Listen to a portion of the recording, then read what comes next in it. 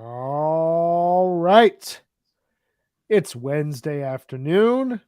We are live, hanging out. HFPod on tour, live coming at you. My name is Brian Brinkman. Meg, how are you doing here? I'm doing great. It's Wednesday. I get to talk to you, just my favorite time of the week. And today we get to talk to an amazing guest. Amazing guest about an amazing topic. Return Mm-hmm. guest. This is, as they call in the industry, a friend of the pod, Mr. Benji Eisen, who has been doing incredible work studying up on spring 1992 fish, coming up with thoughts, hot takes, deep dives, knowledge, insight, recommendations across the board, just like the two of us have, to bring you a jam packed full hour dedicated to April 1992, a month which we will ask the question come the end of this episode: was this the first great month in fish history? I don't know. We'll have to find out. It was a great month. We're gonna decide, and we're all gonna come to a decision if it was the first great or if it was just a great month. I don't know. There's a lot in there. I'm really excited to dive into this. This listening project, like the March 92 one that we did, as well as a few others that we've done thus far. June 2012 comes to mind. Mm-hmm. It's a lot of fun just to like dive into a full month of fish and be like, this is all I'm listening to. And you come out of it feeling like you understand where the band was at a little bit more. You know what I'm saying? Yeah, and I feel like we get to continue the conversation, which is so cool because it's like this evolution that the band's taking. And I'm so excited to kind of keep talking about that. Absolutely. I'm right there with you. And excuse me, anyone who's out there who was either at Spring 92 shows, April 92 Mm. shows, please share your thoughts. Please share your experience. If you weren't at April 92 shows, but you've heard them and you have thoughts and opinions as well, send us over your favorite show, your favorite set, your favorite jam, whatever it may be. Throw it into the comments and we'll shout it out throughout the episode. Before we jump into all that, though, we have 3 bits of business to take care of. Number 1, we will be doing daily recaps of Fish MSG shows the day after each Fish show at 11 a.m. Mountain, 1 p.m. Eastern. If you're going to be attending MSG and you want to join us for a live recap, go ahead and send a direct message to the HFPod Twitter handle. We'll get you booked up. We'll probably have 1-2 guests on. We've got a team that will be covering these shows both in the venue as well as from afar, but we'd love to have some other voices on here. So if Mm-hmm. you're interested in joining, please reach out to us on Twitter at HFPod. But also, if you're not interested in talking, or if you don't get to us until the morning of, whatever it may be, just hang out with us and hear us talk about the shows and what our thoughts are. I'm really excited for that, even though I can't be at the shows. Are you excited to go, Meg? Just a little bit. I'm so excited. Just a little bit. Yeah, I'm trying to like contain my joy, but I just have Mm. these moments when I just kind of realize again what the daily count is. And my heart just kind of like feels like it's going to explode. But it's Yeah. going to be fun. I'm going to do the recaps, hopefully. And I feel like it's going to be an evolution of me attempting to survive 4 days of fish at Madison Square Garden. So pray for me.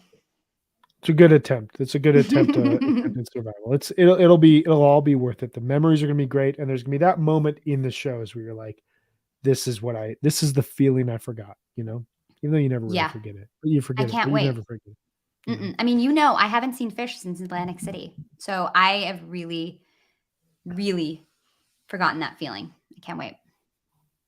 Yeah, that first fish show after a gap, you're like, oh my God, yeah, this is why I do this whole thing. So we will be doing that. More insight into that, more info to come here in the coming days as we prep for those shows. I also want to encourage everyone to subscribe to Osiris Media on Apple Podcasts, HF Pod Premium. We just recorded a great premium episode. Meg, what did we talk about? We talked about what shows we think should be officially released on Live Fish. And it was quite a list. It's quite a list. We, it turns out, have opinions about what shows we think should be officially released on Live Fish and in box set format and in individual CD format and as DVDs. Do they still make DVDs? I don't know. Who knows? Streaming videos, whatever you may do. But that episode should be up later this week. Really, really excited for people to hear that and excited for people to share what their thoughts were. What did we miss? There's definitely shows that we missed. It's kind of crazy. We all shared 5 or 6 shows. So, we had a good 20 shows that we thought should be officially released. And it's crazy that these 20 shows have not yet been officially released. It's kind of wild to me. I agree. But please subscribe to HFPod Premium, or Osiris Media on Apple Podcasts for HFPod Premium. The other thing that we want to give a shout out to is our wonderful sponsor at Sunset Lake Cbd. Sunset Lake Cbd has a line of smokable hemp products for the old deadhead or the young fish fan searching for a mellow body high.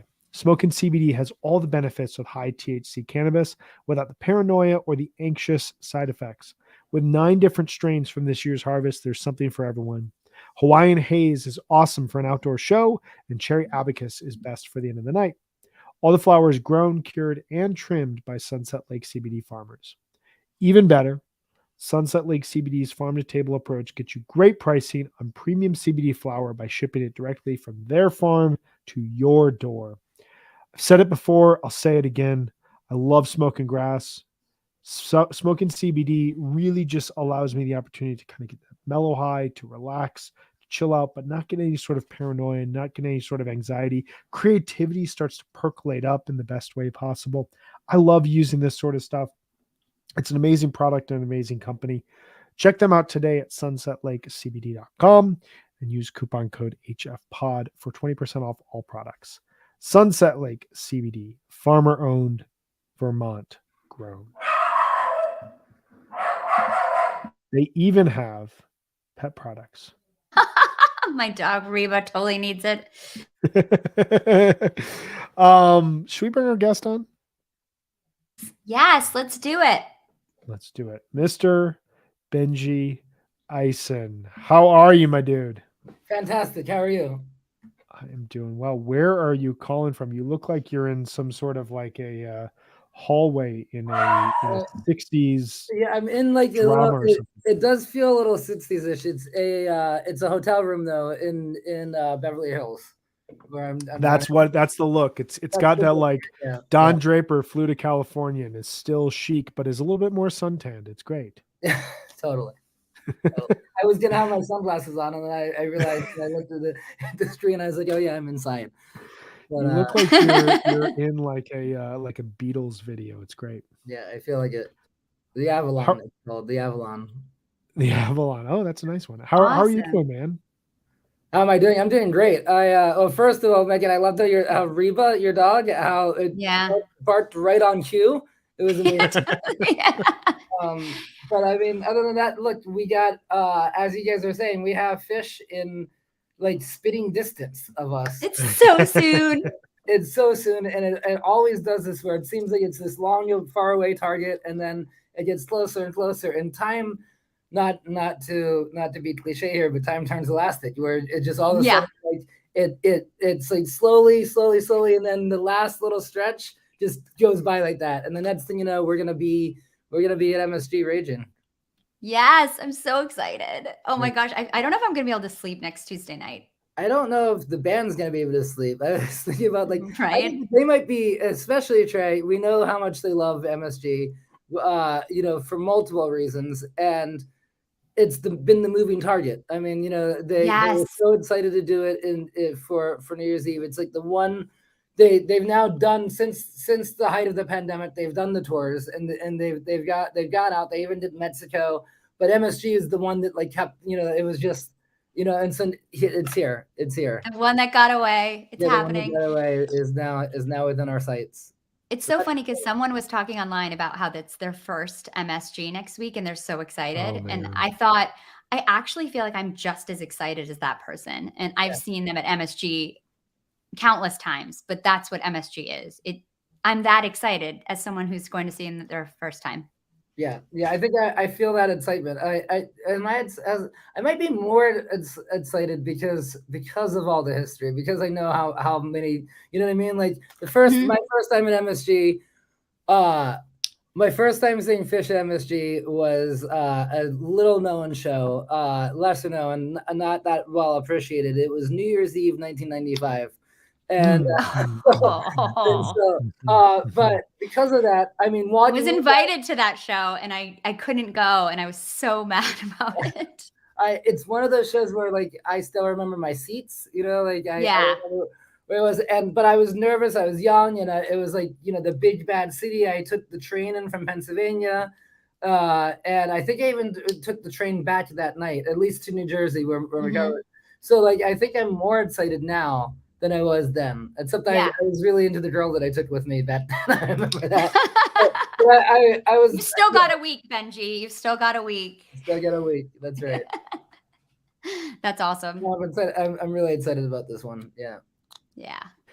Well, I'm excited to take it in, and I agree with both of you. The first time I went to MSG was 2012, and it was this like 6-week long history lesson where the only shows I listened to were MSG shows.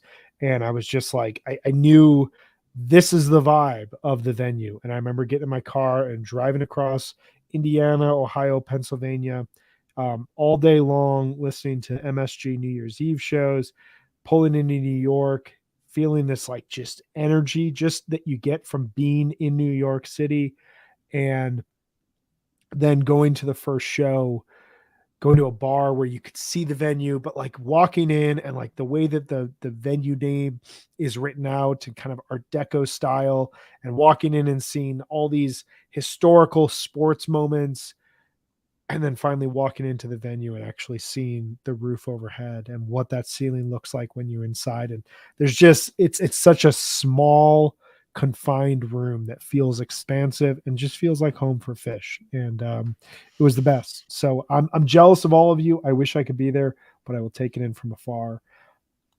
But we are not here to talk about MSG today. Oh, I was about to say one more thing. I know that I was about to yes. say, I was about to say, I know that this is not about next week. This is about a long time ago. But no, we're celebrating MSG, so you're good, man. You're good. So here's the question that's just so much on the forefront of all of our minds, is that we all know, I think we all are pretty confident that, you know, they're doing the 3-set show.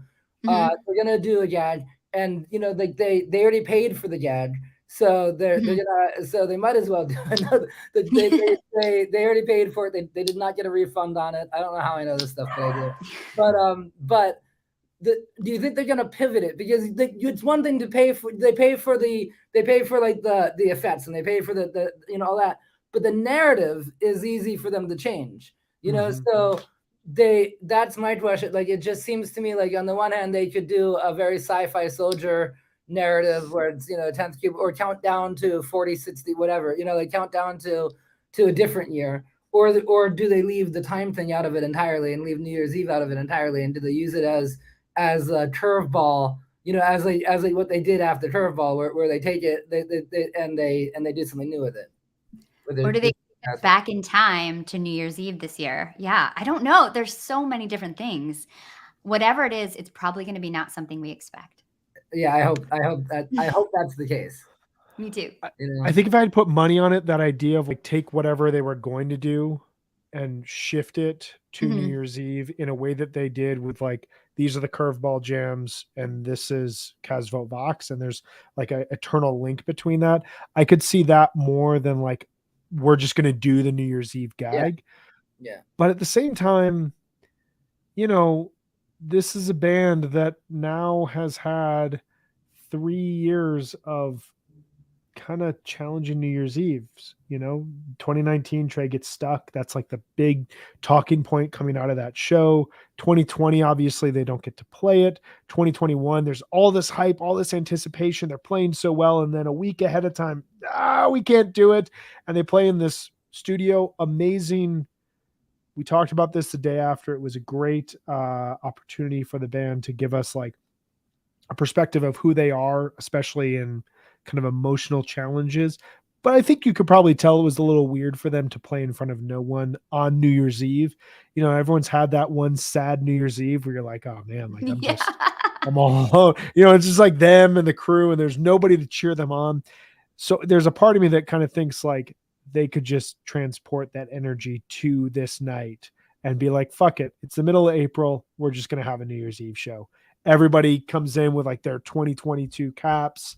I don't even know if they sell those anymore. I don't know how you'd find them, but the balloon drops and everything, that could be a ton of fun. They made merch, for New Year's Eve. They had, so they have all this merch sitting on. So, I mean, I think that it would be interesting to see. It would be interesting to see, but and it also will be interesting to see if my prediction that at this point is a year old, that Forward people would maybe be a part of it. Well, we're going to revisit this. We're all going to revisit this because Forward people could be a part of this. We'll visit in the future and we'll look at the past. Exactly. I'm going to try something from a transitional standpoint. Can everybody hear that? We are going to go back in time. Everyone ready? We're back in the early 90s right now. Hip hop is just starting to take shape in modern American culture. And there's a little band. There it is. There's a little band that is touring America in April of 1992. And that band is Fish. And last month, we had Benji Eisen on to talk through March 1992. Our high points, our highlights of March 1992. Now we're back to talk about what I think we would all agree. And I don't want to throw any shade to the next month because there's some great moments in May. But I think we would all agree this is the cap. This is the peak of the 1992 spring tour. April. Tell me, Benji, our guest, our amazing guest, how does April 1992 differ from March 1992? Well, it differs from March. I'll give an analogy in that it differs from March 92 in the same way that November 1995 differs from December 95. I think that there's a much more, actually, now that I'm thinking this through, there's a much more stark difference, but it's the same idea. And it's that we all know that the longer Fish plays, the better they play. And you can almost see, like, while it's not a straight line, and there's peaks and valleys at the same time, they improve and I think every band does that. Every band does that. The more you play, if you play 60 shows in a row, unless you're playing the same show every single night, in which case then the shows might arguably get a little bit worse because you get more bored with them. But for the type of music that we're talking about, every band, you have your nights, but it takes, after a month, something special happens. Playing improvisational music, it requires a certain amount of mind reading, and some of it's illusion and some of it's actual magic. And I think both of those start to really kick in. You get your spidey sense after 4 weeks on the road, not just even on stage, but 4 weeks on the road with the guys in the band.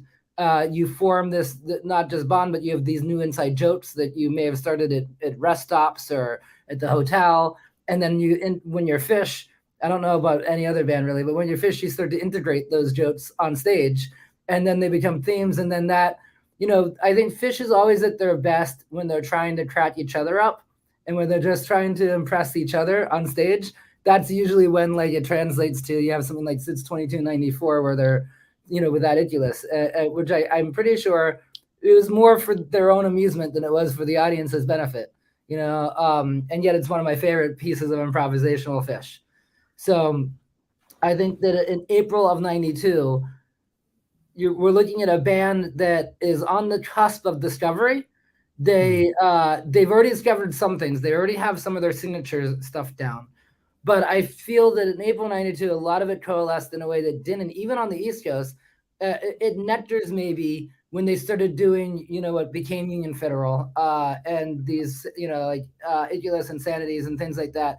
They got really silly out of necessity because they were doing these long, they were doing, 3 sets a night, and multiple nights a week, and they had to fill up the time, and there's no pressure. But then once, once 91 comes around, even it became, they're trying to become this professional touring band. and they dialed back a lot of that. And by the time they hit the West Coast, especially like Humboldt County and around, around the Emerald Triangle and things like that, I think that there's a looseness to them. There's a party vibe to them that almost was missing, and that to this day is a piece of the Phish puzzle. That is a very important piece of the Phish puzzle. Phish without humor, like doesn't exist. There shouldn't exist. Yeah. And so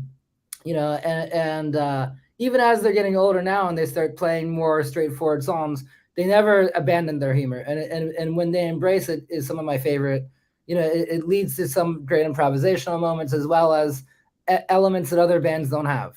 And I think April '92 is when you see all that kind of come together. Maybe it's because on the West Coast they felt less pressure, than the East Coast. Maybe it's because they've been in a van together for 4 or 5 weeks, and they hate each other and they love each other, and then they're on stage and they're making inside jokes. All those things just come out. At one point, I believe it's the Hilton Ballroom show in April '92, where Trey goes to introduce Fishman and then says into the microphone, "Cut his mic," because of what I'm about to say. Cut his mic. Yeah. And then he goes, "Room number," and then Fishman gets on the microphone and tells Trey they're staying at the Hilton. Yeah. They're staying and Fishman gives Trey's room number out, and then Trey pretends that it's Fishman's room number, and like it's a whole thing. And you can tell that's just that's not for us all these years later. That was for them in the moment to have fun with each other. And that always translates. I totally feel like the change for me is similar to what you're saying, is that they started to turn more inwards and really kind of focus on the music and themselves and listening to each other in a way that they're doing in March. I mean, they're playing so tightly and so fast and so precisely. But then in April, you can see them kind of like, there's a lot less secret language. It's still there, but I mean, compared to March, it's like dramatic how much less it is. And so you can see them start to be like, okay, maybe we don't have to worry so much about the audience. And maybe you're right. Maybe it's going out, playing a little bit smaller venues out West where there's less pressure. They felt a lot of freedom out West in Colorado before, and they know that they can kind of like go places out there. And you see them taking risks musically that they weren't taking in March, which is so exciting. Yeah, I want to shout. I agree with everything both of you are saying. I love the idea of them like looking inward, because to me, where Phish tends to excel is when they look inward and when they look at themselves and they start focusing on not necessarily all of us out there and what's going on out there, but like kind of what are they feeling? And when that then is broadcast out to everyone, that's where a lot of magic happens, when they're kind of living in their own heads in the best way possible. I want to shout out this comment that we got from Vetted Jade, which is a great handle. They'd already established their quote brand back east and had a solid fan base there. They were trying to hard to sell their brand and build their fan base on the West Coast, and you can really hear it. It's interesting because on the one hand that like contradicts everything you guys are saying, but on the other hand it kind of like fits with it perfectly, because they're selling themselves to people who in some cases have no idea who they are.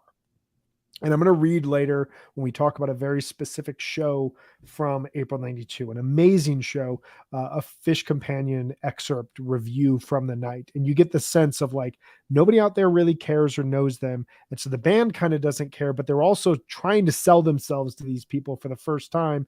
But that idea that you're talking about, Benji, of like, are they joking on each other? Are they pissed at each other? Are they happy with each other? Are they just sick and tired of being on the road? All these weird things are kind of mixing together to create a sense of humor and a sense of camaraderie, a sense of just performance that is going to shape so many of the classic months of Phish going forward. I think that comment by Jaded Vet or Vetted, stop reverse that. I think that comment is right in that, so they established their brand, but at the same time, I feel that April '92 and into '93 is when they're really fine-tuning their brand. And I feel like they lost sight of certain, like they start out at Nectars and they have these certain elements, and then they experiment with different elements, and there's waypoints, like the 91 Horns tour, for instance, where they bring the giant country horns with them. And when you're doing that, you can't showcase all the other elements of the band. And this is a band with so many elements to them that if they didn't, we wouldn't be talking about them right now, because there'd be the Foo Fighters, and there'd be, great as they are, they'd be much more straightforward. But here what we have is a band that has all these different sides, and they sometimes indulge these various sides more and other times less. From, there's been tours where there's been very little Type 2 jamming. There's been and I'm talking about throughout the entire arc of their history. There's been tours where the focus has been on the song catalog and on digging deep in the song catalog. Other ones where they're not really rotating the song list, and they're just trying to make the songs jam longer.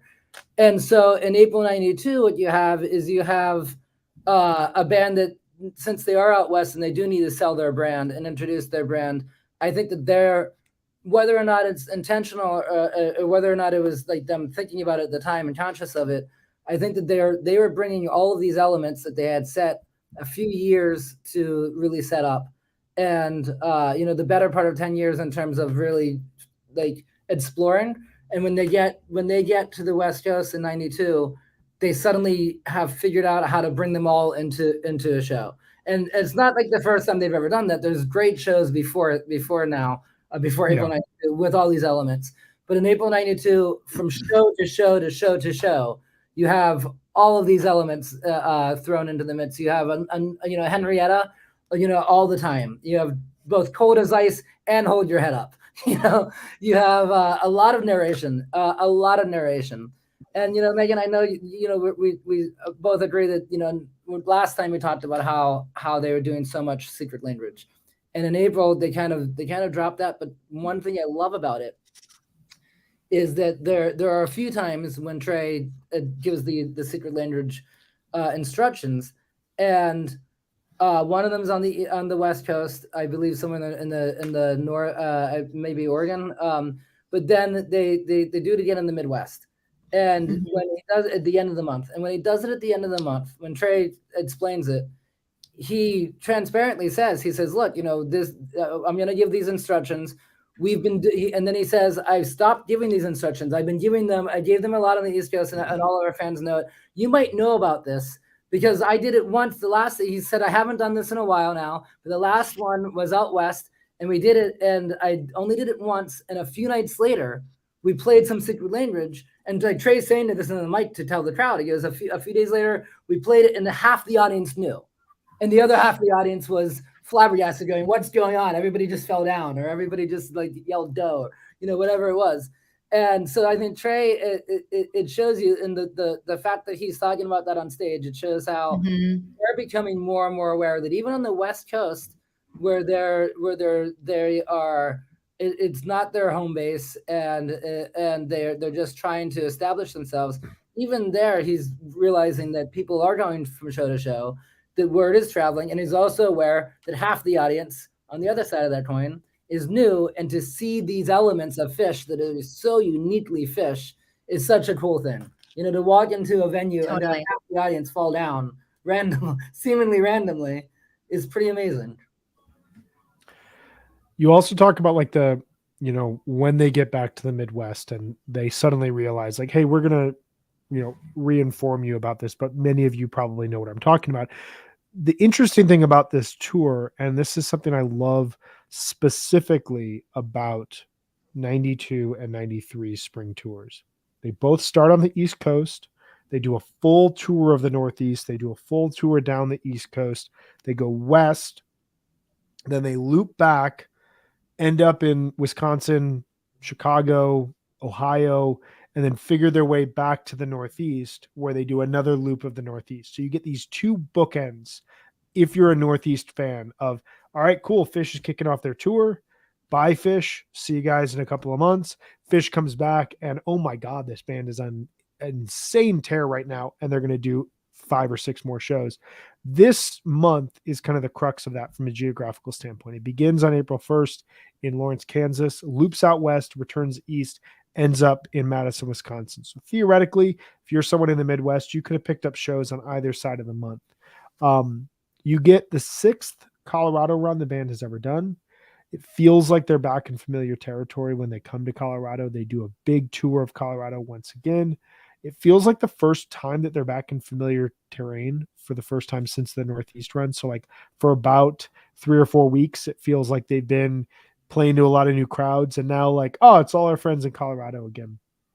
We're going to talk about it in depth here, but 416 to 421, it's like one of the first huge weeks in Phish history. And one thing that really got me, and we've touched on this a little bit, but songs are debuted during the early part of the tour, also Secret Language, but now they're firmly in the rotation. The band is able to loosen up. This is evidenced by immediately on April 1st, you get April Fool's jokes. There's a lot of gimmicks. As we get into the overall month, we're just going to hear this band loosen up and just kind of perform as themselves and whatever's in their heads. The other thing, and we're going to talk about this as well, the last point I'll make about where I see this differing, type 2 jamming. For the first time since 1988, there was this very conscious decision in the late 1980s, around 1989, to tighten the shows up, to remove jams, really give this variety show, really throw out a ton of energy. 1988 is the first time that we really get the band offering us type 2 jams. 1992, I should say, is the first time we really get the band offering us type 2 jams for the first time in 4 years. The 4/8 Bowie, the 418 Hood, the 421 Tweezer. These were all outstanding versions of really important songs that are going to grow and blossom with the band over time. I mean, I think even though they have a much more limited set list at this point, these shows are still packed with ideas. There's some really like interesting, fascinating stuff going on, especially by the end of the month. They're really taking risks and listening to each other in a really intent way. And their playing just sounds really urgent in a way that's super exciting. And I think I was listening to these shows and trying to just listen to some highlights of some of the shows, and I wouldn't want to stop. I just kept listening to the whole show because it's just really great. And I think that it's amazing that you can have, I mean, I get it's not really a limited set list, but compared to what we hear now, it is. And they're still really interesting. And I think that it's interesting to hear them as they, in the beginning of the month, sound really kind of fast and jazzy and energetic. And by the end, they're sounding more psychedelic and not as like just Trey, rock god, like shredding. He's still doing that, obviously, but that's not the only sound you're getting from the jams, which is really cool. Yeah, you're right. There is an urgency to their playing that's a great word for it, because it's 100% there. You can hear it in all of these shows. And there's, these prototypical Phish shows that they do to this day, where sometimes they'll, this shows you it's not new. They've been doing these things for where they have those shows where in the middle of a song, they will quote all the other songs that they played that night, or, a number of other songs from that night. And then of course they do the teases, and like in 92, I mean, even the HFPod groove that from Minneapolis, because they're in Minneapolis and they're in Prince's home territory, they play Raspberry Beret, they jam it, and in such a seamless, incredible way that it doesn't have the finesse that it would that type of thing would have in, like, say, 98. It has something else. It has this honesty to it, and this, It's like all of a sudden you hear that Raspberry Beret lick, and you're like, what? And then you realize that they're in Minneapolis, and that's a very fishy thing to do, Totally. And a lot of the other jams earlier on in the month quote from themselves, quote from their own from the set list from that night, which is something that of course Phish does to this day, to more to greater or lesser effect depending on the night, but it's in their bag of tricks. And I think that, and they started doing it before April 92, of course. That's something that they've always done. But I feel like in March and April, they do these things that have become prototypical Phish elements in shows.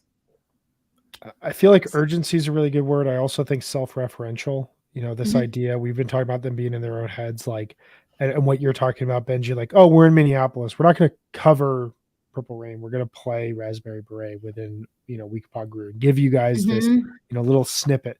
We're going to reference moments that happened last set here again, and you're going to hear that, and it's something that like is going to be further developed off stage in the Hey Hole jamming. And this idea of Trey plays riff, Mike distorts the riff, Page distorts that riff, Fishman distorts the rhythm, and now we're in a new jam, and now we go around in a circle and we do it again, and that will start to be incorporated in their jamming as they come back in spring 93. most famously in August 1993.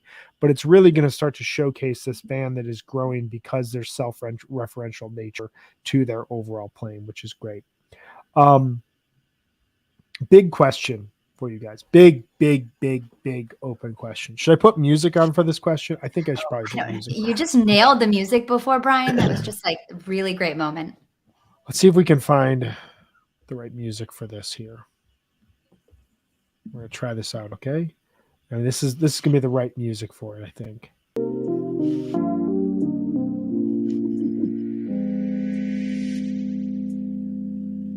Yeah.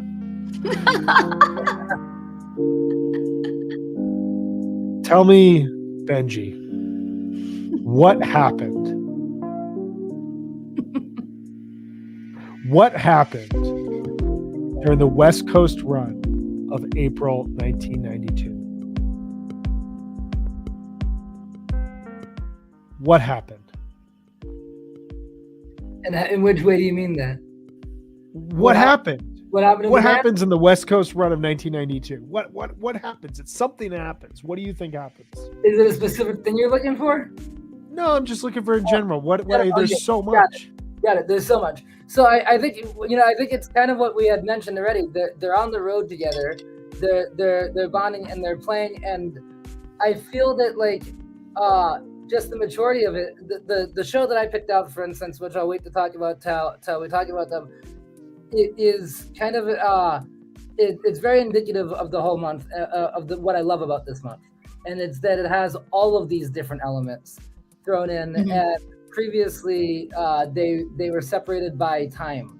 Like you have the Nectars, you have what you talked about earlier, where you have the type 2 happening at Nectars, and then they kind of stop that, and then they do these showcase shows. They do all of that in April '92. In March, they weren't quite there yet. Like when we did this last month, and I went back and I listened to some of those March shows, re-listened to them, and some of them listened, in some cases listened for the first time.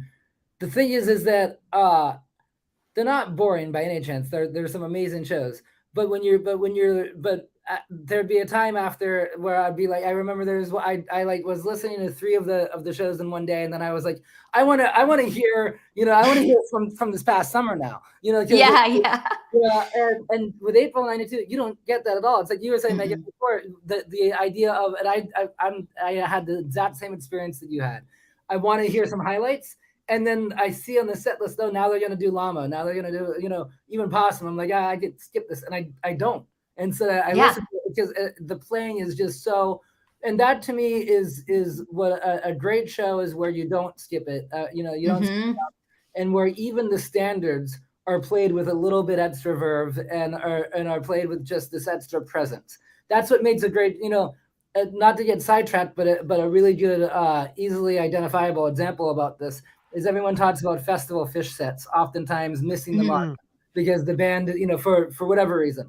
But then you had that Bonnaroo set where if you look at it on paper, the last time they played Bonnaroo, if you look at it on paper, it looks like a festival fish set. It's, it's all the highlights. But then when you hear it, in the moment, it was like, oh my God, like this is not a typical, they're playing with intent. They're playing with a passion and a fire. Where it's not the songs anymore, it's how they're playing. And they weren't even going type 2. They weren't doing anything crazy. They just were so present and so connected and so hooked up, and throwing extra notes in where notes didn't previously existed, and hitting different corners and emphasis. And I feel that April '92 is like that. Where the other thing, Brian, that happened in April '92 that I don't think happened before this is a consistency from night to night. Where in March, when you asked me to pick out a highlight show, one immediately came to mind, and I would have to scramble to. There's highlights there, but like the Campus Club comes to mind immediately. With April '92, the month just comes. There's so many, and night to night, they're firing on all cylinders. As you said earlier, it's considered the first great month of Fish. I agree with that. I stand by that. I do think there's great Fish before then, hands down. But if we're talking about a ratio or something like that, like a consistency of show to greatness, I feel April 92 is the first great month of Phish. I had trouble picking a highlight too. I picked one and then I would listen to the next night and think, oh, but that moment was so incredible. And this moment is so incredible. I feel like there's so many moments of these shows that, like you said, the consistency is something that really stands out out of early Phish. Definitely. Yeah. And that is actually the week that I'm talking about, the 416 to 421. I had a hard time picking which night I thought was the best, because they're all incredible, incredible shows. I mean, Trey is still kind of soloing like this incredible rock god. I mean, it just, you hear the way he's playing the guitar and you can hear him also trying different things. I don't know enough about music, but you see him trying to do things like repeating runs and loops that I haven't heard as much, and which is something he does so much now, and like has all these cool effects and pedals and technology. But you can see him trying to find new musical ideas, and you can see the other band members, like you said, finding new corners too. And I also love how Mike is really turned up in this mix, and it really is so good. I just loved how loud Mike is in this mix for the whole month. I hadn't thought about that, but it's 100% true. Mike is turned up on all these shows, especially that run. So loud, so much louder. And I also think, Brian, what made April 92 kind of pop is that and Megan, you mentioned this earlier too, with the set list, right? They don't have as deep of pockets with them as they do now. Like the catalog is a lot smaller. That being said, I feel like they're able to vary the set list, but it's less to me about I remember in the 90s seeking out these tapes and looking at set lists, looking at I had it like on a dot matrix printer printed out from the original Helping Friendly book file on Phish.net, and looking at people like Charlie Dirtson's tape list and Dean Budden's tape list and trying to figure out like I could do like 4 tapes and a blinks and postage or whatever it was, and I remember like a lot of them, there's Mike's grooves, constantly. There's the David Bowies, there's the Hoods, but I feel like they are comfortable with that material now. Material that they debuted in the late 80s. And if the newer debuts, the songs that they debuted for this run, as we mentioned earlier, they're getting used to and they're really exploring. But it's that older stuff. It's the Hood jam. Bowie still has a few years. Now that we have the luxury of hindsight, Bowie at that point, it was still a rapidly growing spaceship that I feel took off fully in 94. There's some great 93 Bowies, some great 92 Bowies. There's a great 92 Bowie from this month, more than one. There's 2 that come to mind that are great, and all of them are good. But then by 94, Bowie's became, if they played a David Bowie that night, is probably the highlight of the night, or quite possibly. And here it's almost that. It's almost that. You can hear them pushing it. Same with Hood. You can hear them pushing it. And the Mike's grooves are probably for a lot of these April shows, they're kind of the jam highlight, and except for the ones with the tweezers. With tweezers back then, were probably kind of, I think, had the same function as they do now. It's a tweezer. They're so fun. They're so fun. Well, but it's interesting because this is kind of the time when they realize that, because we talked about the debut of Tweezer a couple of weeks ago from 1990, and there's a lot of versions from throughout 1990, 91, and early 92 that follow a very similar formula. And we're going to hear in this month, the show that you picked, Benji, a tweezer that goes completely in a different direction from anything that we've anticipated before. And really, in a lot of cases, it's basically that tweezer, which I'll just say 421.92. It's that tweezer and the Murat Gin from 15 months later that really, like, you stake your flag in, like, this is the start of Phish's modern improvisation. And it's those 2 jams that are like, they're so essential. And it happens in this month in terms of the band listening to each other, in terms of the band feeling each other out and getting a sense of who the other persons are, where they're at in their head, where do they want to go creatively, where can we lock in, where can we expand on each other, where can I challenge you and you challenge me, and we can figure out a path forward in some unique way, and where can our voice really kind of like evolve in a sense. Everything you guys said about what happens during this West Coast run is absolutely right. And I want to shout out, we always get one fan every episode who's got like all this knowledge and all this insight It's the about best. an episode. It's about the context, especially these early 90s shows, and it's great. It's Vetted Jade here today. My first Fish show was 415, not great, but I got it on 416 and kept going for another 3 shows. I'm so jealous. That's so amazing. I am too. I'm going to read shortly about 416, and I'm really curious if Vetted Jade had the same experience as the person who wrote in the companion. It'd be really fascinating to hear. But that is amazing to know. Like, you go to your first show, 415. It's an okay show. It's not the greatest. It's from Los Angeles. If you know anything about Fish, you know that Los Angeles rarely features excellent Fish shows. The pressure just feels so much, but then they go a little bit north to Isla Vista, California, and suddenly, this is it. We got it. The one predictable thing about Fish is have a very LA quality to them always. Totally do. But yeah, I mean, I was thinking as well, like just a couple of things to add to what you guys were saying. You know, this West Coast run, these things happen. Catapult debuts, provides the band with a unique in-between song, which works as a jam and a segue. Catapult's a song that we love around here at HFPod. Songs like Iculus, 118 show gap, Manteca, 132 show gap, return after significant periods in the wilderness, displaying the power of the bust out. You know, the idea of the bust out is here in this run, specifically this April West Coast run. The Garrett Gamehenge narration expands to a fan base which aligns well with Fish's vibe, but hasn't yet been initiated. 416, again, they're not necessarily explaining secret language. They're kind of bringing people into the overall vibe of the show, of who the band is, what the band is about, what is the mythology of the band at this point in time. And you guys said it best. Flow really is showcased in 2 of the best shows from this month. And I want to shout out now, just because Vetted Jade is mentioning this in the chat. If you open the latest companion, my photo from 416 is the first thing that you'll see. You guys see that? Wow. Okay? Oh, yeah. Mike's got a backwards hat on.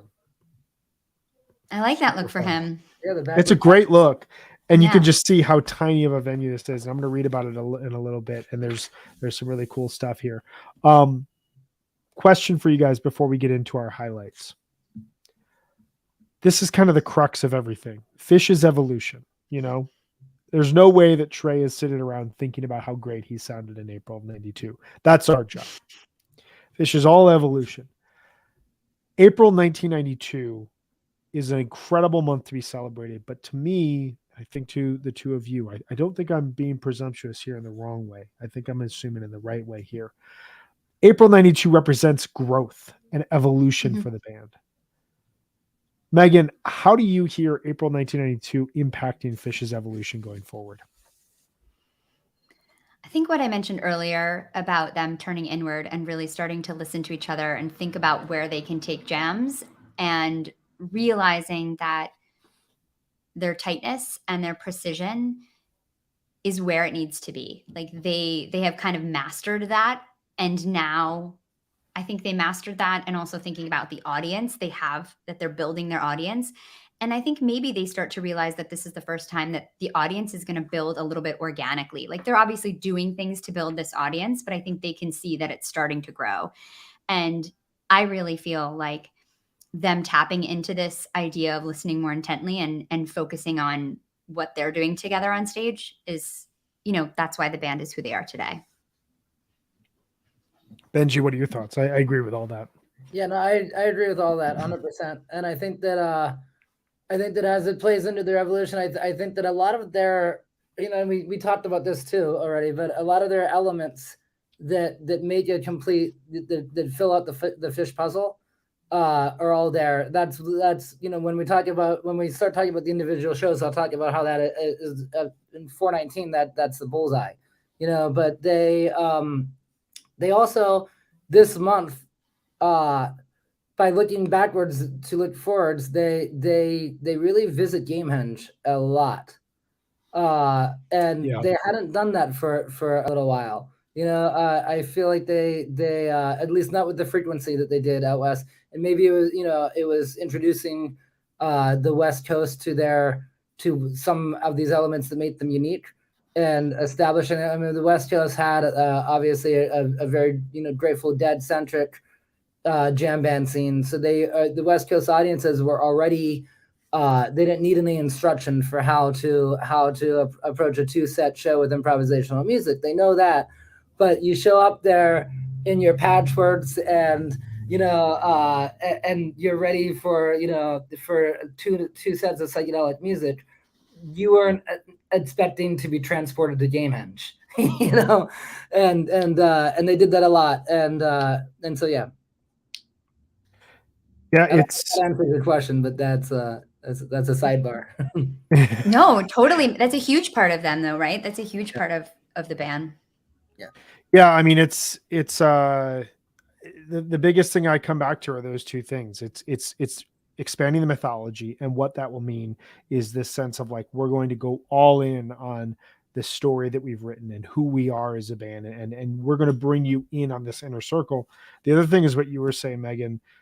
Improvisation seems to be the biggest takeaway to me, is this idea of we are going to jam, and that is working for us, and that is going to continue to work for us, and that is something that we are going to utilize, and we're going to showcase and work to grow with going forward. You get these big jams from the overall month, but then you also get a lot of urgent playing and energy and humor and inside jokes, and those things will all be there. They'll all come with the band. But what is really going to represent Phish's growth over the next 5 years? You think about April 92 to December 1997 and what happens in between that 5-year sustained peak for the band.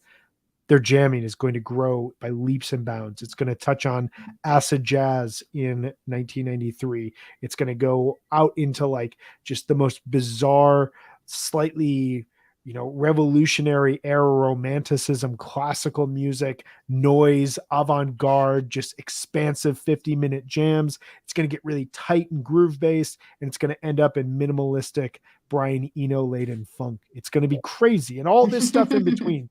And then it's going to continue to evolve, and it's evolved for the last 30 years, but it all kind of starts here in a lot of cases. There's a parallel too that's apparent in terms of we almost touched upon this, and that Nectar's for them and Burlington in general, when the band was just getting their start, was a breeding. It was a safe it was a safe space for them to really just experiment, and not only experiment. Mm-hmm. There was a necessity to it because at that point they did not have the material, but they had the stage time, and so they needed to fill up this time to people that oftentimes are their friends in the audience that had to see them, a few nights a week, every week, and so there's the need for a newness and on stage shenanigans. When they get to the West Coast in the 92, they had left that safe space for a while, because their audiences were expanding, and it became important to the band to not fall. Like when you do those things, and there's a lot of the things that they did in April 92, there's a big chance of falling on your face. Not everything lands, and you have to be confident to be able to go out and to be like, what, if this doesn't work, it doesn't work. Who cares? It doesn't matter. Like, but let's try it. But they stopped doing that because the tours were getting bigger, and they were fine-tuning their professional touring operation, and there's also a bigger pressure to deliver, and then by April 92, when they get out to the West Coast, on the one hand, they are introducing their brand to the West Coast audiences, and that is important to them. But I think, after so much time on the road and this looseness and all these elements coming together, from being comfortable with each other and being relaxed, and as much as they're trying to impress audiences, and you can hear it, that there's that fire that they have, and they're trying to really show their best side.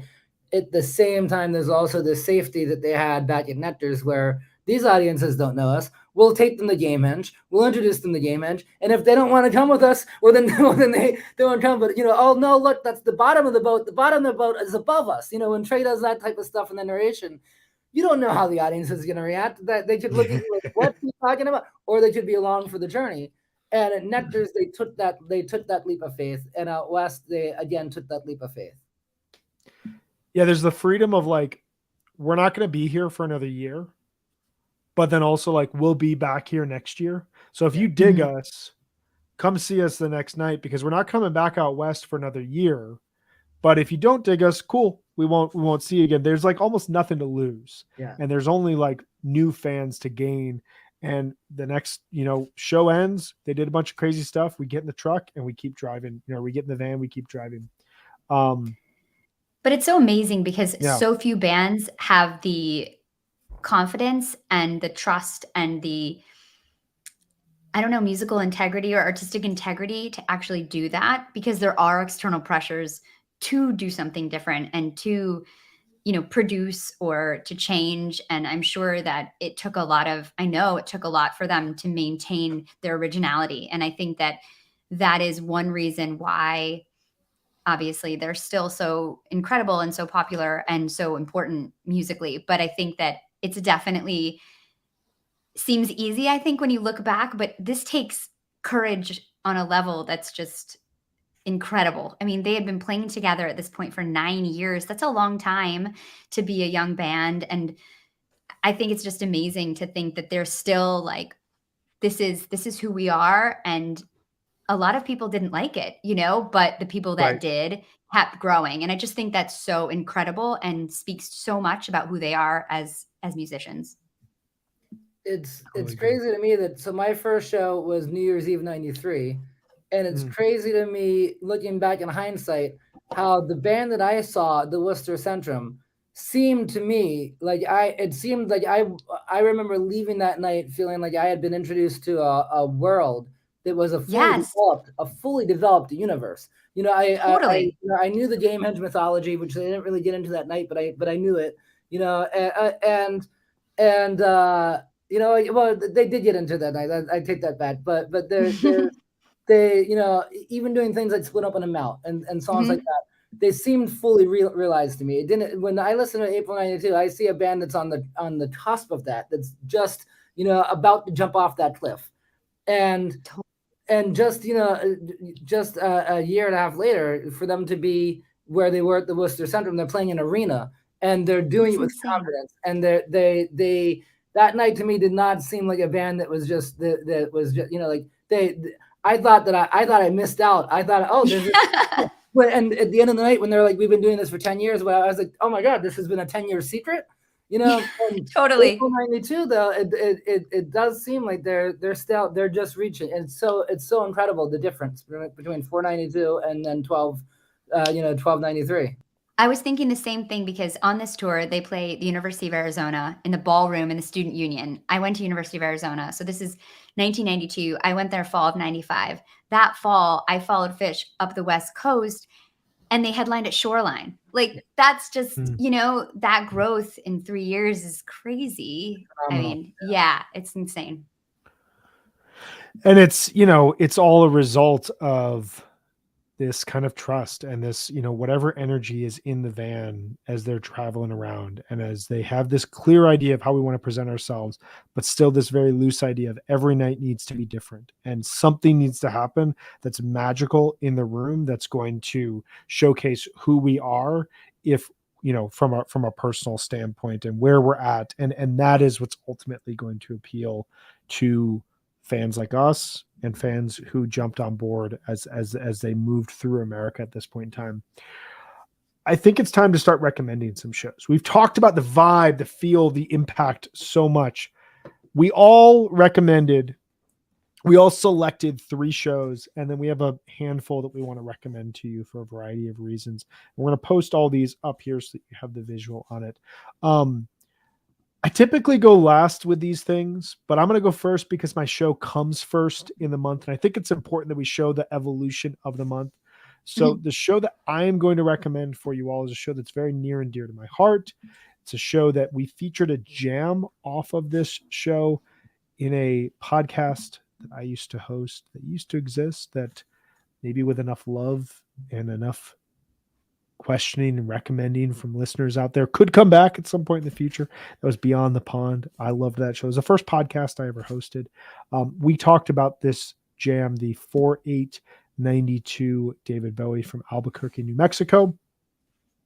This show has a landlady, has a gula papyrus, has a Reba, Q Reba in the background.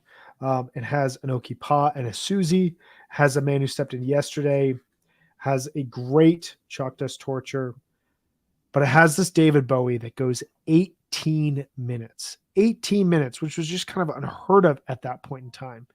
It's an incredible jam.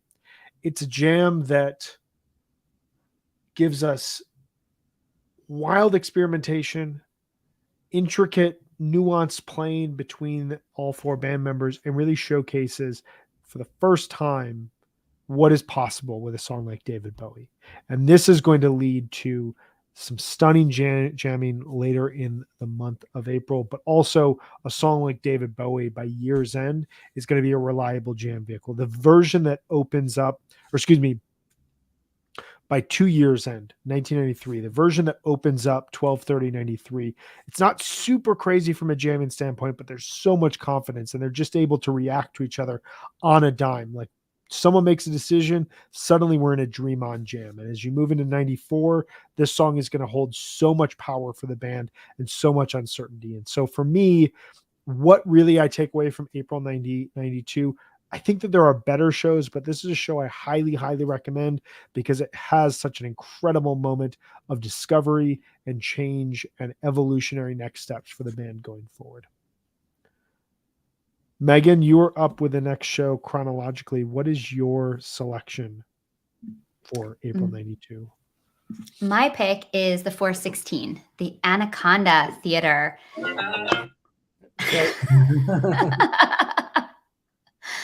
This show is amazing. It took place at the University of California, Santa Barbara, Anaconda Theater. Widespread Panic opened. I mean, I just love that Panic is opening up on some of these shows. It's just like so funny to think of those two scenes colliding, although I guess they were all at different then. But this used to be a bank and then it was a pool hall or slash like arcade. And there's a pretty cool review on fish.net by someone that was there. And it seems like there was only like 200 people at this show.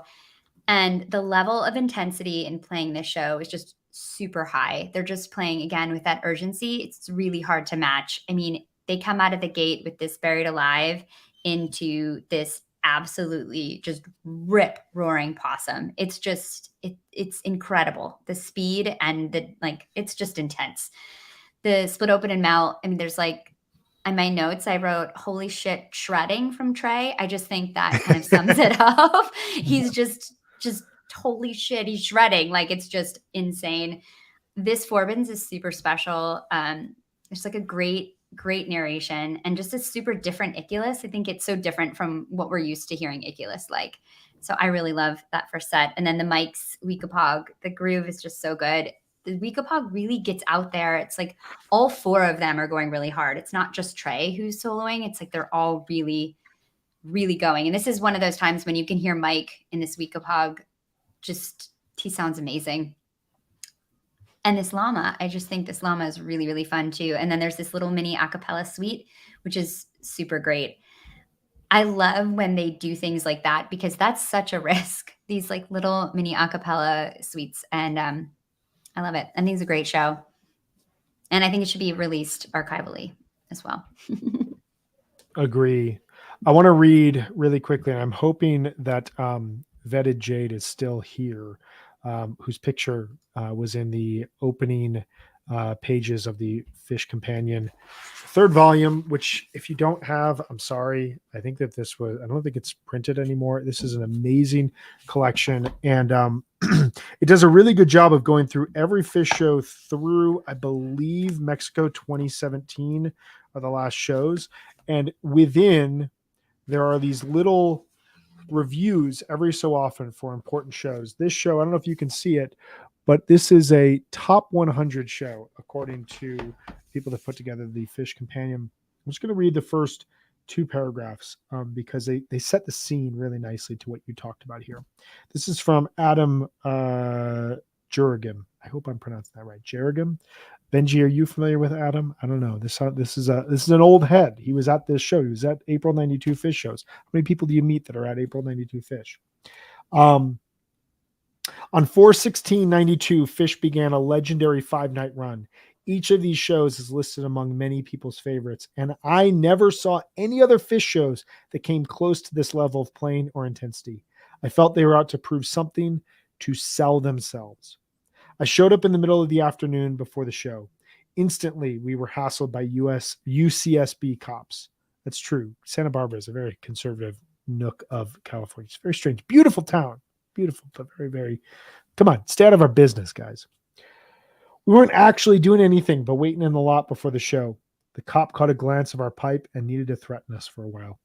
Soon after the cop walked away, the band showed up at the venue. I spent the afternoon with Trey, his dog Marley, and Dave Schools of Widespread Panic. At the time, it seemed like nothing special. We were just all killing time waiting for the show.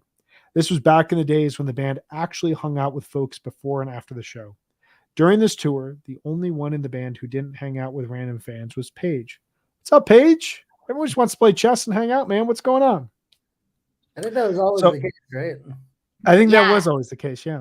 In Europe 96, he hung out with us, but not as much as everybody else. Yeah. He kept to himself, you know. So showtime rolls around and we walk in. There were no more than 100 people in the venue, and there was plenty of space. You could walk to the stage and hang out, or drop back 15 feet and have lots of dancing room. Plus, it was a bar, and the place had arcade games along the wall. By the time Widespread Panic finished their opening set, I'd say the crowd had grown to about 200 people total. This next sentence just sums it all up for me. I remember being stoked that I could leave the venue during set break and get pizza across the street and then come back for the second set.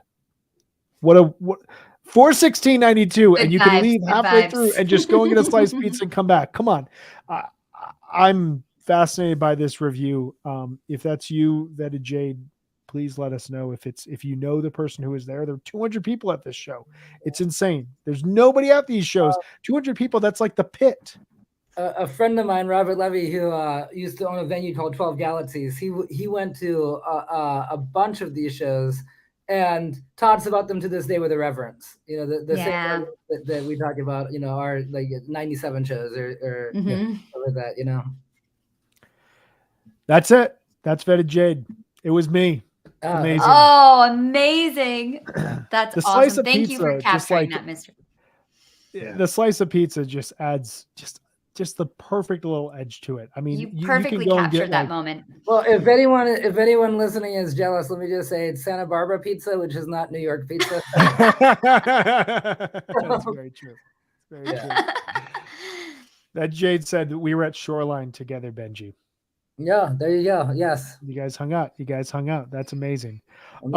So we've got 4/8 Albuquerque, 4/16 Isla Vista.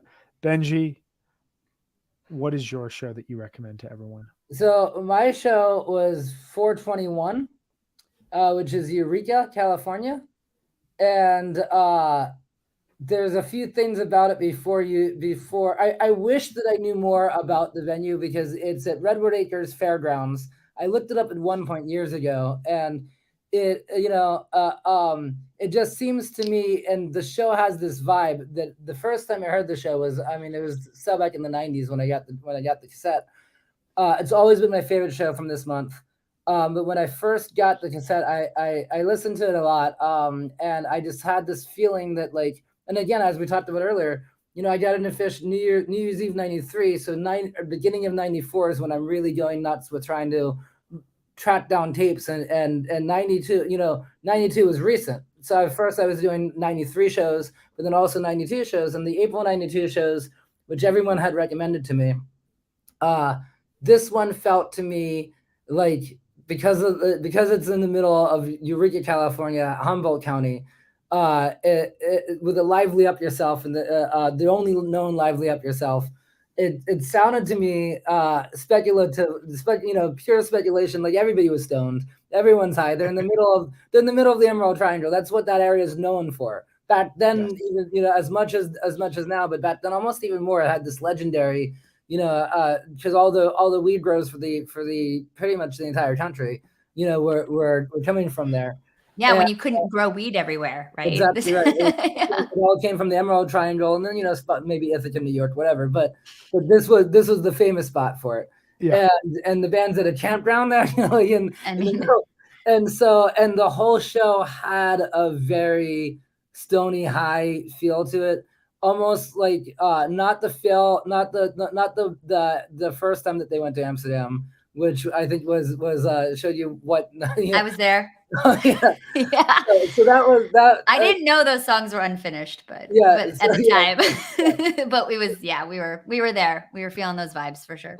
But I feel like after that, where they learned how to do a Stone show, but I feel like this one has that flow to it. It also has, looking back on it now, at the time it didn't. At the time, because their catalog wasn't as nearly what it is today.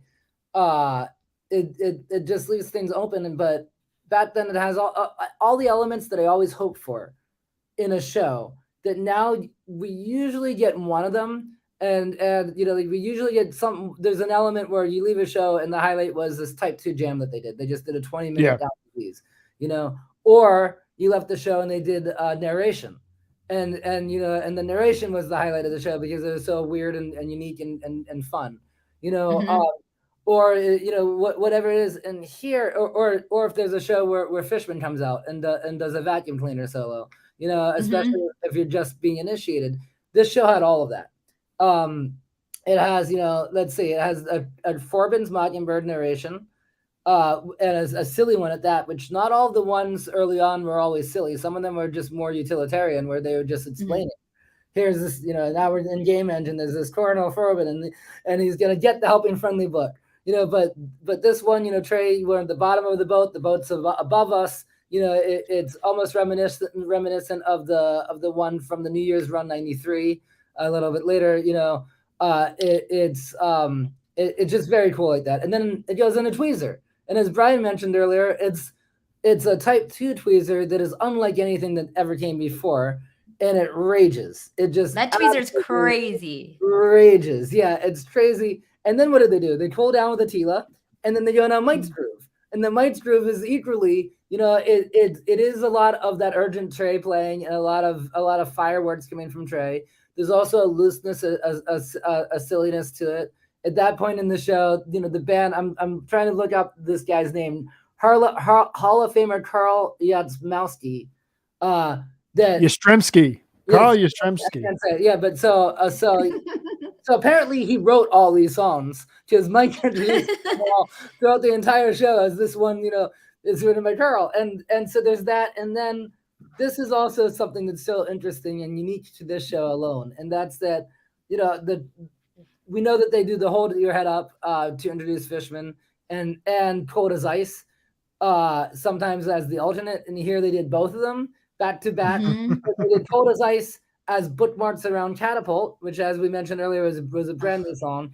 And then they did the Hold Your Head Up around what ended up to be Lively Up Yourself. And it was the first only, and if you listen to it carefully in the very beginning, it sounds as if it sounded unplanned. I don't think they planned to do it. Because someone in the band laughs when Fishman goes into it, and it was sort of just like Mike was playing. It was that territory to begin with. They do such a silly job of it that Trey almost apologizes, but rather than apologizing for it, he's like, "I hope you guys didn't think that we were," and then all of a sudden the band does a whole vocal jam about, "I hope you don't think that we were making fun of us."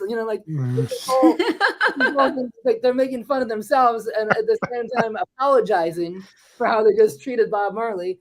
And something else that I never picked up on the tapes, and I've heard this show countless times, and I never picked up on it previously until I read the other night about it. This was Mike Gordon played the vacuum cleaner solo. Fishman as well, but Mike did, and it's the only known time that Mike has ever, the only known documented time that Mike has ever done that. That's what I mean. It's a very Stony, like all things, it's let's be silly. There's zero pressure. And when Fish has zero pressure on them, they used to always say that, Trey used to always say that sound checks were his favorite because there's nobody to impress. And this night on 421, a night after 420, obviously, but up in the middle of the green triangle, there's a looseness to it. Whether or not they're high, that doesn't matter. The audience. And they're keenly aware that the audience is, because this was tailored for that. It's tailored for it's and yet at the same time, it also has that tweezer. It has that HFPod groove. The first set also has a split up and a melt. It has a David Bowie that, while not quite like the David Bowies that happened a year later, is still phenomenal. David, but at the time, if I had seen that David Bowie at the time, it would have been life changing. Because nothing came before that like that. It has the possum where they threw in. They had some secret language that they threw in, and some teases and stuff like that.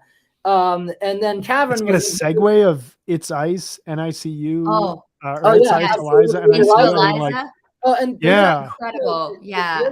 This is a real interesting thing about how Fish's music and inside jokes get kind of how they get distributed. At the time, I thought that when they play Way and they do the whoa in there, I thought that was a one-time only thing on this particular night. I was like, oh, they play Way differently than they've ever played it before. And now I've heard multiple times when they've done that. Of course, there's a whole period in their history where that was part of the song. But at the time, I was like, wow, they're even doing that from for Way. And NICU also has a little bit of an embellishment to it. Yeah, they're like singing. He's like, do.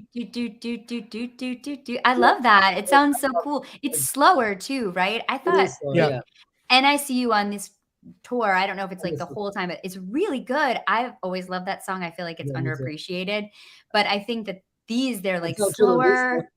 Yeah, exactly. That's when people finally got it. Yeah, totally. Only took them that long. Yeah, sometimes it takes them that long. I completely agree with you. And then for the encore, they introduce it. It's Cavern, but I think it's really funny that it was introduced as the prison joke. Because yeah. And then he changed. Yeah, it's so good. I also think this Forbins is terrifying. Like it's Oh my! I feel like if I was there, I would have been so scared. He's like Evil Wilson. I mean, he just leans in so voice. It's and I think when I got this tape, I had only heard the only narration I think I had really heard was the 12/30/93. The Forbin that night. So to hear this, and it's my type of narration. I think it's all of our types of narration. The type that's not straightforward, where they take us on a little journey, and Trey literally transforms that venue into a boat. So good. That's the bottom of the boat up above us. This is an awesome show. Your mind is altered in any way. You may have needed instructions on how to complete a sentence after walking out of that show. So yeah. It's a monster show. I think the set list is perfect. So good. And it tops off that week, which is as we said, it's a phenomenal, absolutely phenomenal week of Fish. It's that show. It's this show and 416. They're two of the most important shows I think the band has ever played for very different reasons, but also similar reasons. And the fact that they happen 5 days apart, and the fact that like if these two shows happen in the context of 2022 Fish, people are losing their minds because when this happened, say like when they played Shoreline last year and they played these two just stunning shows back to back, 831 and 9/1. It's all that anyone can focus on during that period in time. Now, looking at these 92 shows, they're still in such development and they're just getting on the road and they're driving up north to Oregon. And then they're driving, within 5 days, Fish will be in like Minneapolis, Minnesota. This West Coast run. It's why I asked it just so open-ended at the start. Like what happened? Something happens during this week that changes the band forever. And that Minneapolis show, it's kind of like they know it. Like they feel like they know it. Like they're now back from the West Coast. And they're like, oh, yeah, guys, check this out. They have their confidence that night where they just integrated all the stuff that they, I think we could say that they were learning. The West Coast was learning. I mean, they're always learning. They still are. But they, there were some definite things that they learned in April 92. And they brought that back. They brought that with them and they've had it with them ever since. But that Minneapolis show, is them kind of showcasing it, being like, well, guys, check out what we can do now. Yeah, it's like when a kid is growing and you can't really tell, and then all of a sudden you're like, oh my God, you look a lot taller. Like, you know, and you're like, whoa, like that's what it is, right? It's this like moment of growth that you can actually like see. And you can kind of hear it in the audience because it's that venue, Prince's venue. I guess it's often known for, but First Ave. Yeah, First Ave, right across the street from the arena that they would then eventually play. But but at First Avenue, you can hear a packed crowd being very enthusiastic and screaming and yelling and giving that enthusiasm. They don't really have that on the West Coast. It's sort of, it's not just the crowd size, but it's sort of the crowd attitude on the West Coast to this day, albeit shows at the Fillmore, and a band will have crushed and the audience being approving, but they're not going to be like, rah! And so they're like, yeah, that was cool. So, hey guys, it's like, it's just like, there's just less of an audience interaction, that happens. And at First Bank, the First Ave, not First Bank, at First Ave, the audience is giving that back to the band, and the band is really showing off this energy with all the tricks that they learned during the whole month of April. Yeah, I think about this week as, the month at large, but this week, this West Coast week, that how it impacts them. It almost reminds me of Telluride 88, where they take this ridiculous risk to drive out to Colorado, play these shows in Telluride, and it just is like a moment of, oh man, whatever we're doing, it can translate and it works elsewhere. And it feels that way even further here. They're a tighter band now than they were 4 years earlier. They're a band that like really understands, like, this quick joke leads to this quick joke leads to this quick joke. We can start to expand on everything, and it all kind of comes together in this week. We have made the point, though, throughout this episode, and I think it's clear to many of the listeners here, that April as a whole is a huge month. And so we wanted to highlight a few additional shows that we recommend from April. I have the list here in front of me. 4/1/92, we mentioned in Lawrence, Kansas. April Fool's jokes, tons of gags. 4/6/92 in Gunnison, a great spot for Fish. If you listen to HFPod Premium, we talked about this show last week. It's got a ton of just wackiness throughout. Really crazy show. Plus, it has a make your own guacamole jam, which is just a weird moment. That's very weird. Throughout the show, I think it's in Big Black Furry Creature from Mars. Meg, do you have the list in front of you? Do you want to pick up where I left off, or do you want me to go through? I don't have it in front of me. I'm sorry, Brian. I can keep it going. It's okay. Keep it going. 4/17, the night after Isla Vista, they go from Isla Vista, Santa Barbara, all the way up to San Francisco. They debut Catapult. There's a really crazy brother that's listed, that's played at that show. 4/18, they're in the Bay. They play a free show at Palo Alto, or at Stanford's campus in Palo Alto, California. This has, and we're just going to shout him out again because he's a star guest of the show, Vetted Jade. The 4/18 hood is still my favorite I've ever seen. I did an episode of the Attendance Bias podcast to go deep on it. Shout out to Attendance Bias podcast. Great podcast. Brian is an excellent host over there. Love that podcast. The Linus and Lucy hood. It's one of the prettiest and just coolest hoods I've ever seen. You guys, I know you guys are familiar with it. Yeah, it's so sentimental. It's really pretty. It's a Hall of Famer for sure. Yeah. The next show to recommend, we've got 3 more left here. 4/19/92 from Santa Cruz.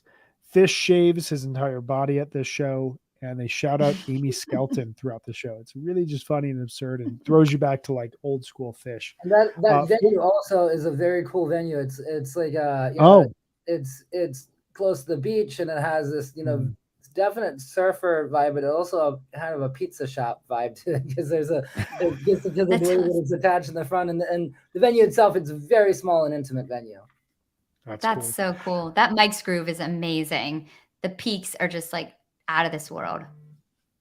It's great, and anything that we can do, anything that like where we can feature Fish on the north coast of California is a win for me. I spent a lot of time there, and it's just such an amazing part of the country. And to think of fish playing in these tiny, tiny venues, it's the best. 424.92 from Starry Nights in Portland, Oregon.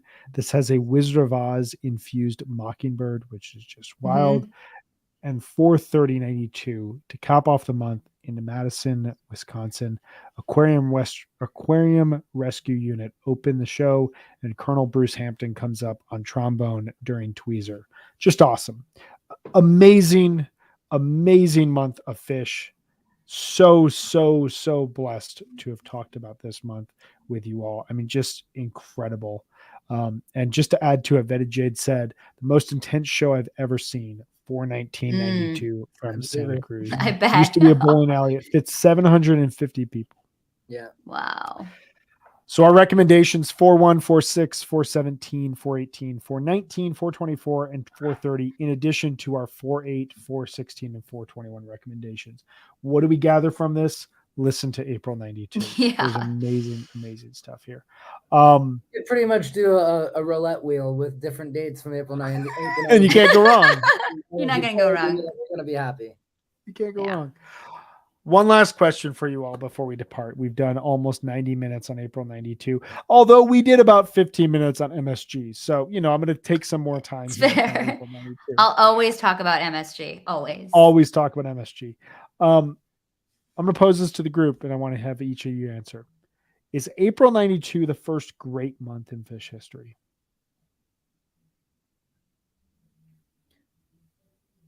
I think so. Everyone's scared to answer. Oh, yeah. You got it. I think so. I mean, I think so. And I think that earlier, if you take a complete month and you're looking at that as a metric, I think that there are important months of fish that came before.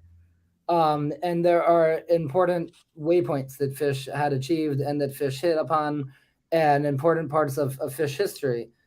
I feel that April 90, as a fish fan that's listening to the band that we love now, I feel that April 92 is the first truly. It's the other thing too to kind of put an exclamation mark on it, or at least to the way that I could frame this is, if I'm listening to early Fish, I don't really go back before April 92 unless it's for research purposes, unless I want to reference something here. So even like the Arrowhead Ranch, things like that. There are these shows, Amy's Farm, but I can't tell you the last time I listened to Amy's Farm, and it was such a landmark show for a number of reasons. The first Fish Festival in some ways, but I don't go back to it for casual listening. Whereas anything from April 92 I'll put on, and as the show that I recommended is one that I listen to,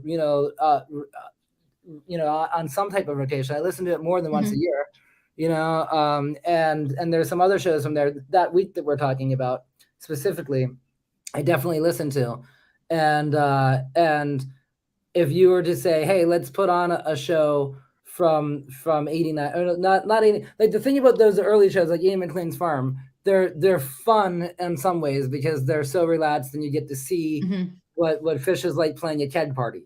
And their personalities. But at night, like if you would have put on a 91 show for me, like the Amy's Farm show is great for at the time when I got into fish in 93, it was great because it was a song showcase. So it was good for me to learn kind of the catalog from that. Because they played the vast majority of what they had at the time, but I don't get, if you were to say, Brad, if you were to say, hey, why don't you put on this show from 91, tonight, I would be bored. I would be bored. And whereas April 92, nothing's going to bore me. I'm going to be as enthusiastic as if I'm listening to one of the recent Mexico shows. Yeah. Mike, I think in terms of consistency and growth, it's the best month for sure. And I think that as far as an evolution standpoint, it's definitely where it begins for modern fish to me. And I agree. We've been listening to a lot of the 1990 fish, which is so fun and awesome to listen to, important to listen to historically, but it doesn't have the same listening, kind of like easy listening like this does, where you're going to be interested the whole time. And as someone who listens to modern fish, we're snobs. We have such a high caliber of fish that you really have to we're spoiled. So to listen to these older shows, this is kind of the first place you'd start where you'd be interested, I think. I agree. Yeah, I think this is like, as you just said, like it's where all these bits and pieces of fish that's been growing for the last decade kind of coalesces into one unified package. And they realize like a show can have humor, it can have dramatic moments that really hit you on an emotional level. It can have stunning, surprising moments. It can have wackiness. We can really test and challenge this audience. And that had all been building, and you hear it in 90 and 91. You hear it in 89. You hear in 87, 88, the initial ideas of what Fish is going to sound like for a jamming standpoint. But April 92, it's for me, April 92, August 93, June, July 94, November 94, June, December 95. Like those are the building blocks that they take elements of themselves from the past, they add to it, they add new ideas. And by the time you reach December 31st, 1995, you've reached a point of, okay, we need to tear this down and rebuild. But everything was building towards that. And April 92 is the first month where all those ideas kind of came together. And I've got to imagine, in the moment, they probably didn't recognize this because the band had no idea they were ever going to play MSG, let alone Big Cypress, let alone, break up and come back together and have all these crazy moments and play it 13 nights of uninterrupted repeats at MSG. Undermine season 3, Baker's Dozen, coming out April 27th. There you go. Do you like that plug? None of that stuff is known in the future, but at the moment they had to feel this high of like, this is way better than we ever thought it was going to be. Like we're a really good band. Like I'm a really good guitarist. We're writing really good songs, but like nothing's ever felt like this. And to go back home, which we will talk about in our next episode when we all come together in May, not our next episode, but our next episode, whatever it may be. Some point in May, we're all going to come together, the three of us, and talk May 1992 to cap off this spring tour and really see what happened when the band took the ideas of April 92 and applied them as they're coming back home for the May 1992 shows. Until then, Benji, do you have anything else you want to say about April 1992? Well, I picture them, speculative, this is a pure speculation, but it kind of feels like, if that was me and in their shoes, that's like where you tell your parents and your friends, you say, no, I'm really, this band's really going to do something. We're going to be special. Yeah. We're going to be different than any other band. We're going to make history. And I feel that, they can come home from April 92 going, we did it, and like holding like, listen to this, we did it. They kind of, they arrived, they arrived at their first of many destinations. Well, it's interesting because if you think about the next couple of years, their counterparts are all going to put out big albums and big singles and have radio airplay, and nobody can predict the future. I mean, Fish is going to try this with Hoist, but it's almost like they realize in this April 92 run that what we did it, what we made it means is whatever we did that night in front of that audience, and then that's spreading. And that's where their success is going to come from. And it almost feels like they may not have realized at the time, but that 416 to 421 run is really going to showcase like this is what makes Fish. Yeah, 100%. Totally. Benji, it is always awesome to hang out with you. It is always awesome to talk 92 Fish with you. This was so fun. Thank you so much, Benji. Yeah, thank you guys for having me. This is so much fun for me. So I love it, man. I love it. We will do this again in May.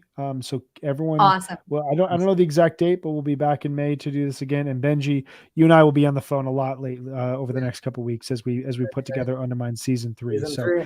Oh my God, I'm so excited. All right, man. We'll talk with you here soon. Awesome. Thank you. Thanks, Benji. I'll see you at MSG. Yeah, I'll see you at MSG. Get in touch. Okay, will do. Yeah, awesome. All right. That was an awesome episode. Awesome deep dive. Meg, always such a joy. We did 2+ hours of Fish conversations today. This was great. The other half people are gonna hear later this week. Our next episode is on Monday, April 18th at 4:30 p.m. Eastern, we are going to be welcoming Jake Sherman of Punch Bowl News onto the show. We are going to be talking about MSG fish, but we're going to be focusing specifically on December 28th, 2011, the first night of the 2011 New Year's run. I have opinions about the 2011 New Year's run, but I also have opinions about 12/28/11. 12/28/11, I think, is a deeply, deeply underrated show, and I cannot wait to dive into it. I can't wait to re-listen to it and revisit it and talk about it with Jake. Should be a fun episode. Yeah, that's fun and just so different from what we've been listening to these last few weeks. It's a jump forward. Huge jump forward. So we'll see you all here Monday, April 18th at 4:30 p.m. Eastern.